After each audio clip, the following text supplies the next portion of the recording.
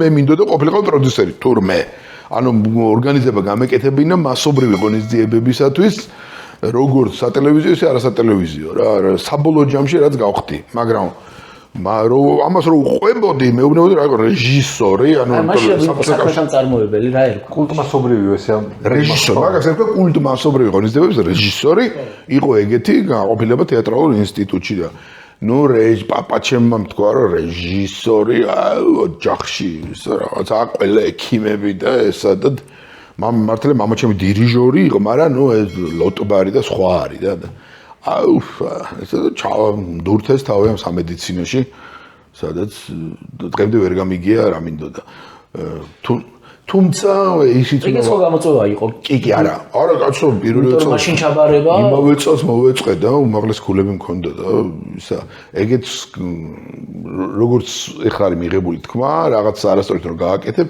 ეგეც გამოცდილება ხო და ეს გამოცდილებაც მივიღე და მაგ თვალსაზრისით მედიცინის ცოდნა ძალიან ბევრს დამეხმარა რასადროდიში იმიტომ რომ მედიცინა არის შუა სფერო, სადაც ყველაფერი ერთიანდება საბოლოოდ, მე ყველაფერსკენ გახსნილი გაგზა იურისპრუდენცია ცოტა იცი, აქეთ ტექნიკური საგნები, იქ ფიზიკა, ქიმია მაინც უნდა იცოდე და ნუ აქეთ ჰუმანიტარულის თავისთავად. ანუ წმინდა რასადროდისული გადმოსახედიდან რომ შევხედოთ, ეგ იდეალური არჩევანი იყო სამედიცინოს ჩაბარება. მაგ თვალსაზრისით, მაგრამ დანარჩენი ახლა სადღაც პირველი კურსის მერე რომ მიხვდები რომ არ ხარ შენ ის კაცი რომ ეხლა ყოველდღე პაციენტები მიიღო და ის ხო ახლა ყველას თავისი რაღაც ისა აქვს ცხოვრებაში.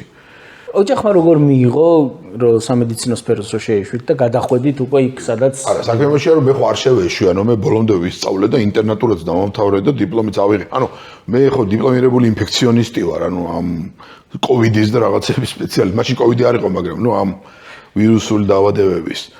მაგრამ ეს იყო 95 წელი რა მე რო დავამთავრე და მე 96-ში უკვე რასადროდესიც გავიდა, ანუ მე ადამიანური პროფესია მივიღე. რაც უნდა დიპლომის სახში მივიტანე, აი, თქვი რა დედა და მამა, აი, ისა და ეხა მე ვთქვი ცოტა ხობის გავაკეთებ რაღაც და მაშინ გავიდა 96-ში გავიდა რასადროდესი საქართველოს ტელევიზიის პირველ არხზე, ხო. და მე უკვე ამან ჩაანდა წამიღო რა მდინარე რასაც ქვია და მე უკვე აზრი აღარ ქონდა მედიცინაში დაბრუნებას რა. და საბოლოო ჯამში მაინც ის გახდა ჩემ პროფესიას. მაინც პროდიუსერი გამოვედი.